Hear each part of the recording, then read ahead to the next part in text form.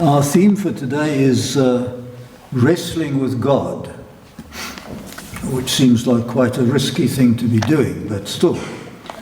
Here is the story of Jacob wrestling with God. Genesis chapter 32 from verse 30. And I read it as I have it here in the New International Version. That night Jacob got up and took his 2 wives, his 2 maidservants, and his 11 sons, and crossed the ford of the Jabbok. After he had sent them across the stream, he sent over all his possessions. So Jacob was left alone, and the man wrestled with him till daybreak. When the man saw that he could not overpower him, he touched the socket of Jacob's hip, so that his hip was wrenched as he wrestled with the man. Then the man said, "Let me go, for it is daybreak." But Jacob replied, "I will not let you go unless you bless me." The man asked him, "What is your name?" "Jacob," he answered. Then the man said, "Your name will no longer be Jacob, but Israel, because you have struggled with God and with men and have overcome." Jacob said, "Please tell me your name." But he replied, "Why do you ask my name?" Then he blessed him there. So Jacob called the place Peniel, saying, "It is because I saw God face to face, and yet my life was spared." The sun rose above him as he passed Peniel, and he was limping because of his hip. Therefore, to this day, the Israelites do not eat the tendon attached to the socket of the hip, because the socket of Jacob's hip was touched near the tendon. This is the word of the Lord, and we give thanks to God for it.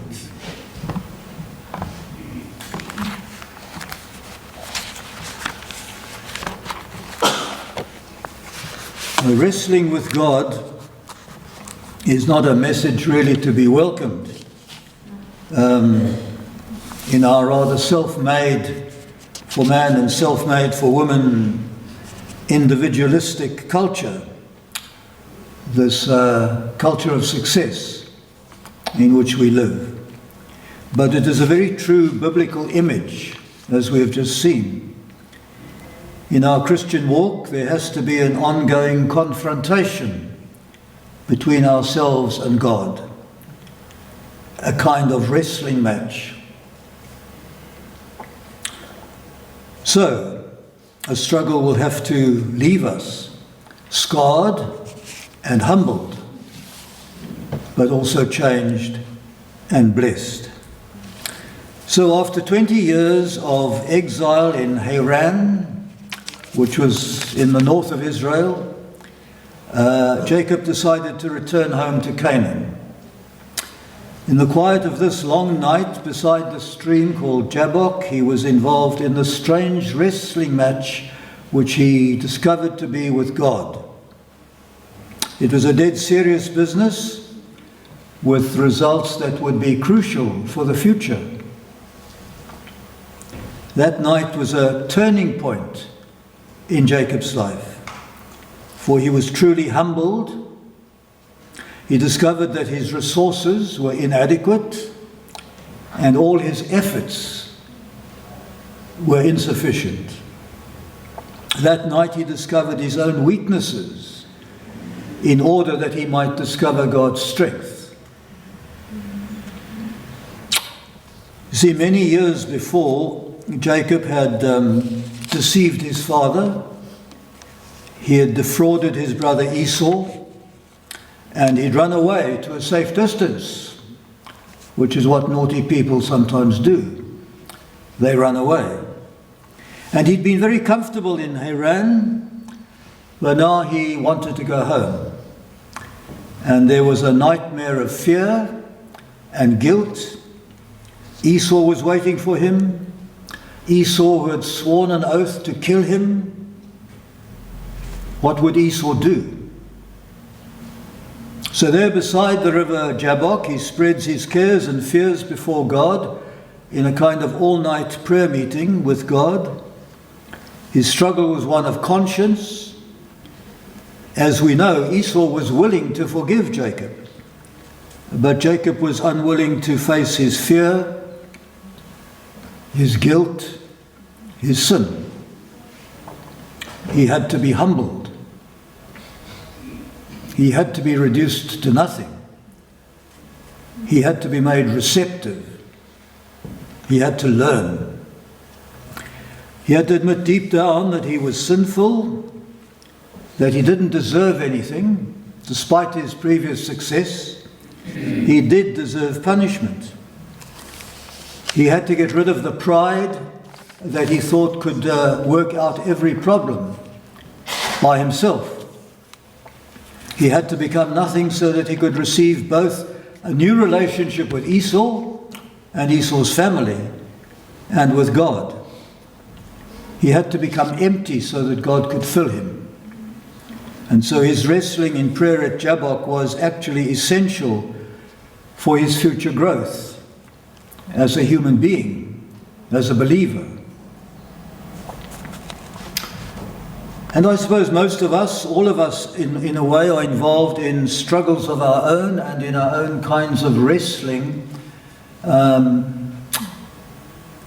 Sometimes with God, in fact, usually with God. In the end, we are wrestling with God.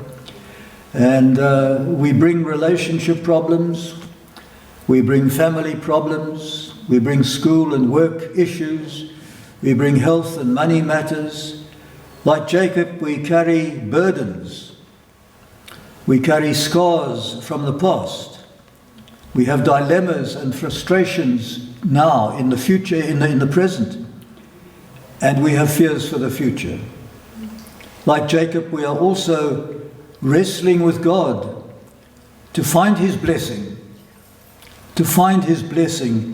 and to have his strength and his peace. We note, of course, that the one Jacob wrestled with is called God. He's called God. It's not Esau. It's not just a bad nightmare. It's not a river god. It's not Baal. It's not a demon. It's not the moon that he's wrestling with. He wrestles with the one true and eternal God, who has no name. God has no name, because he cannot be described. That's why he has no name. He cannot be named, and therefore he is unnameable. The Israelites gave him a name to get by with, Yahweh, Elohim, and so on. Those were just sort of like nicknames for God. Moses asked for his name, you remember, and the answer was, I am who I am. That's my name. I am unnameable, but I will be with you. And here Jacob says, please tell me your name. Then maybe I can manage you a little bit better, because I'll know what your name means. God said, why do you ask my name? And then he blessed him. And then we also note that this was quite a long night of wrestling until the breaking of the day.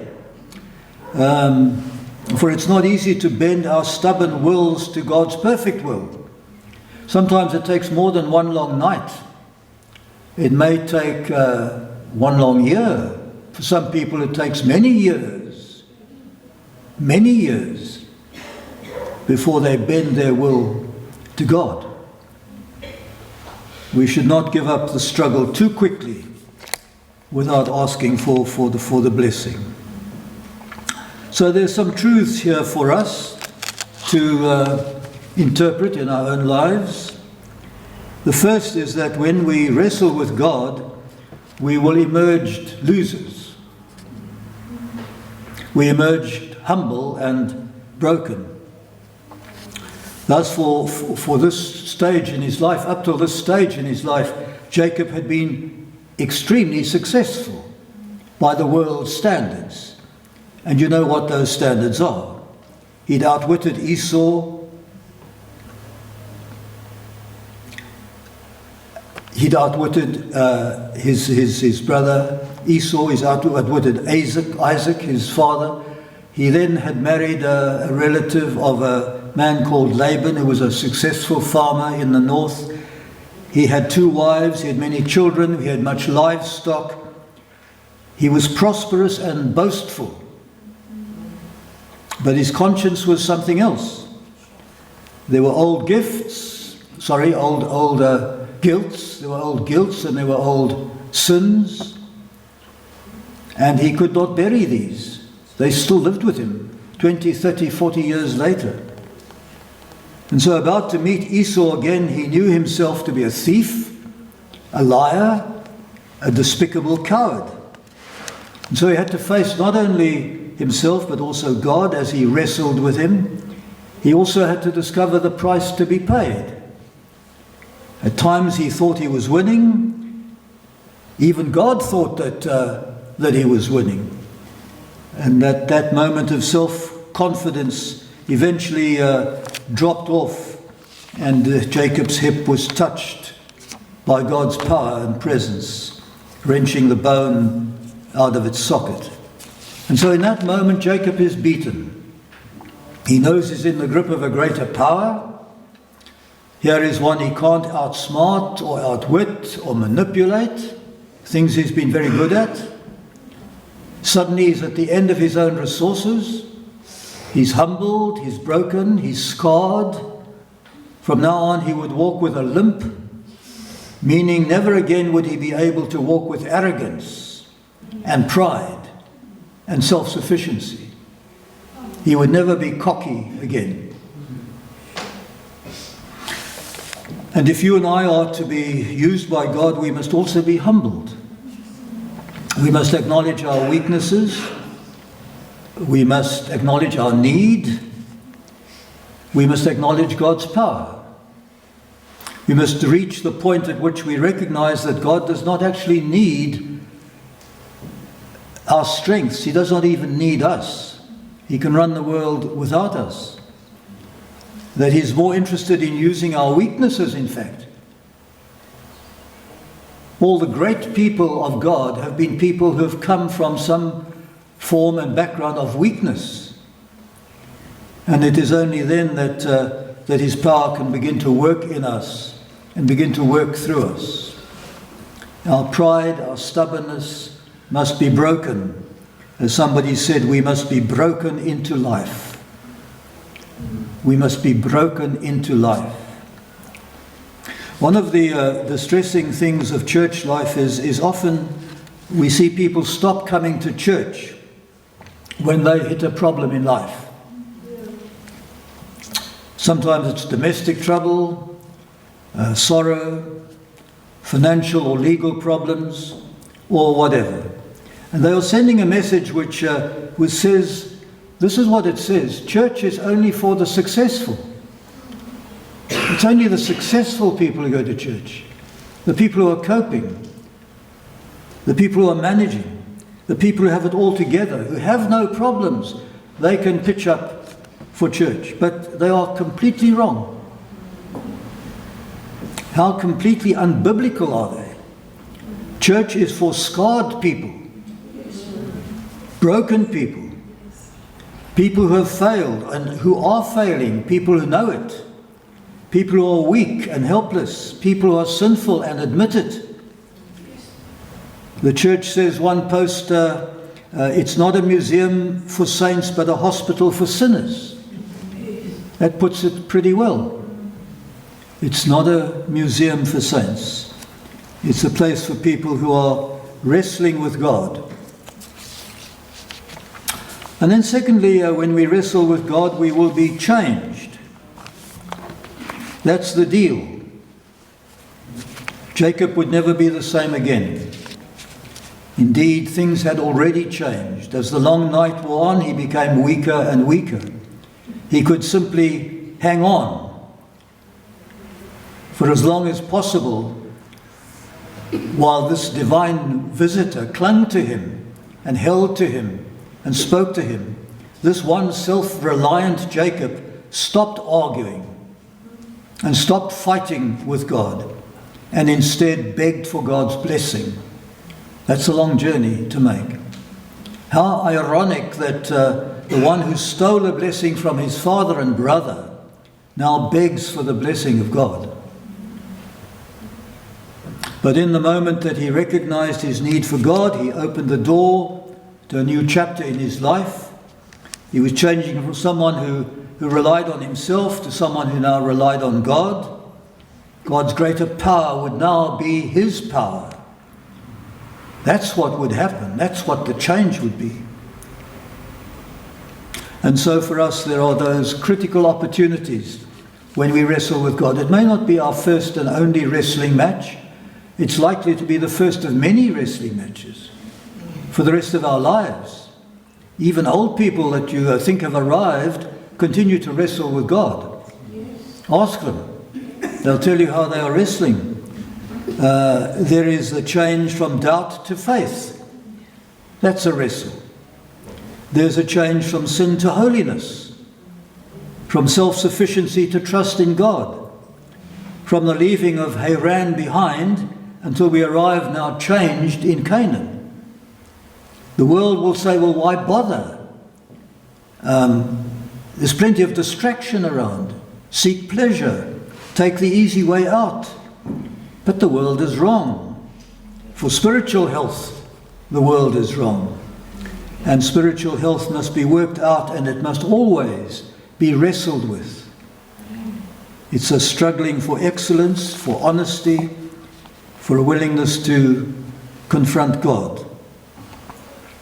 And it's impossible to have a true encounter with God and not change. It's the difference, as we have said, between first-hand relationship and second-hand religion. And that's what we seek to do.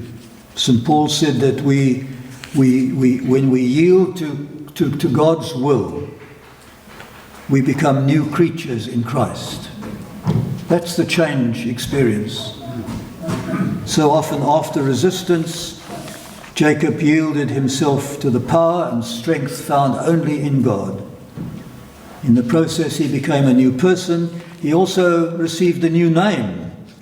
Jacob the cheat, the deceiver, the liar is what it means, became Israel, the one who clings to God, the one who prevails in God.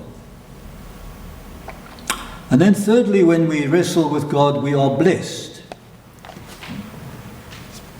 In the mixture of good and evil that makes up Jacob and that makes up every one of us, there was one great quality that he had, and that was his determination. He had struggled all night till he was lame, but he desperately held on. He would not run away from God again.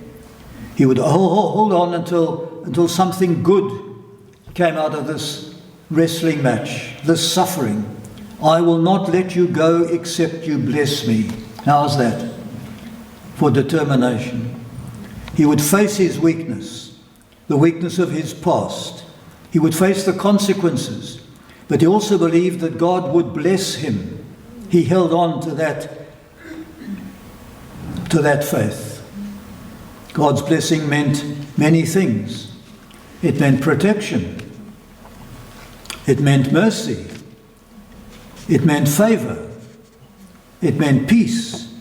But above all, it meant the power and the vitality of the Spirit of God would be given to Jacob and work through him. At first, God does not grant this blessing.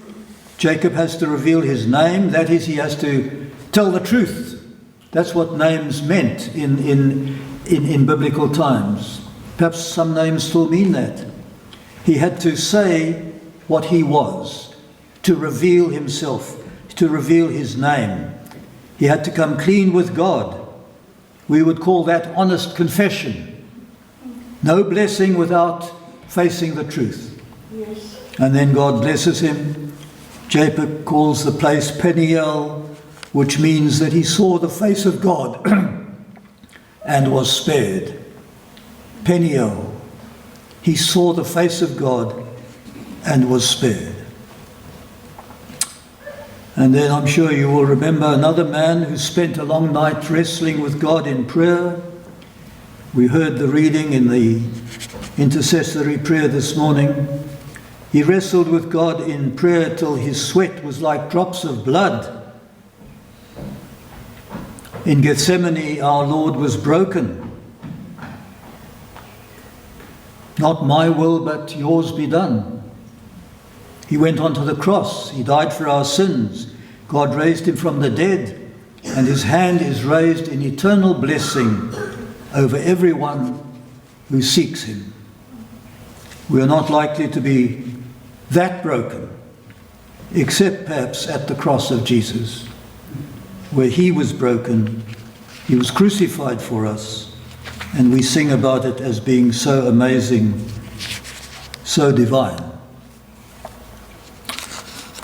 Some time ago, a friend of mine shared something of his testimony. He was a minister friend, and he shared what we would call wrestling with God. He spoke of 5 years of ministry in a very old English city, an experience of living in a cold, grey, derelict inner city ministry among people who were uninspired, people who had lost all their spiritual and emotional energy. For 5 years, he had some form of inner city ministry. Then he came home. He was appointed to a church. He was doing well, but there was a schism, a break, a clash in the leadership, and overnight he was rejected by another congregation. And then of the shock and desolation a little while later, at the death of his 2 teenage daughters in a motor accident. These struggles shaped his life, he said. He went on to say that he used to believe that our experience of God is always pleasant and good and positive. He used to believe that our experience of God is always good and pleasant and positive. That God equals health and wealth and success. But the wrestling story of Jacob says God is in the struggle. All of that other stuff is dishonest. He is in the darkness. He's in the rejection. He's in the desolation. He's in the grief. Even though we try to avoid those things in every way possible, our lives are spent trying to avoid the struggle, to run from it, to beat off to Haran.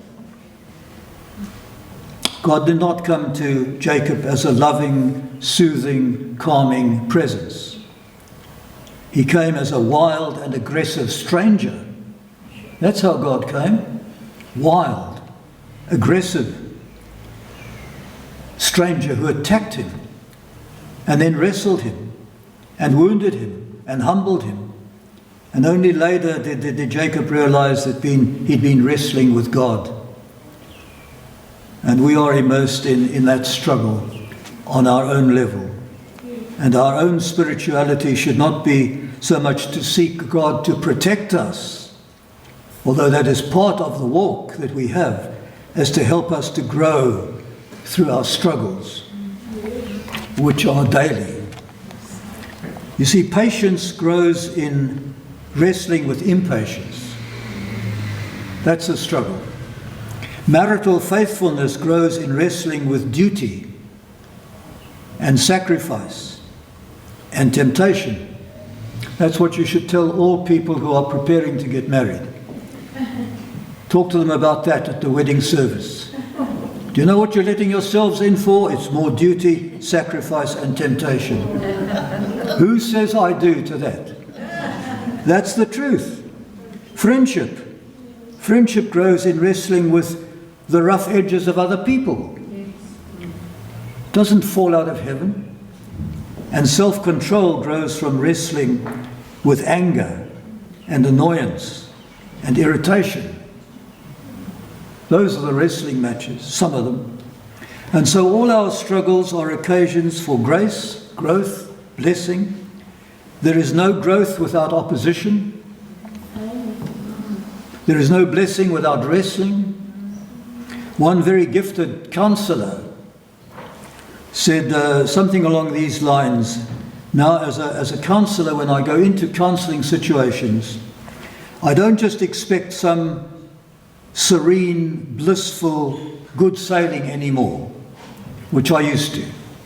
You hear that? I don't expect some serene, blissful, good sailing anymore. In fact, I'm beginning to look forward to what the next wrestling match will be, because I know that so much growth and good will come from it. The counselor who says, I look forward to the next patient, to the next wrestling match, because there will come growth and good from it. That's what it's all about. So, like Jacob said, my friend, whose testimony I've shared, he said, I have been wounded, and I now seem to walk with a limp. I find I am no longer able to run or fly as I used to. I walk with a limp. I walk more slowly. I seem to see the path more clearly.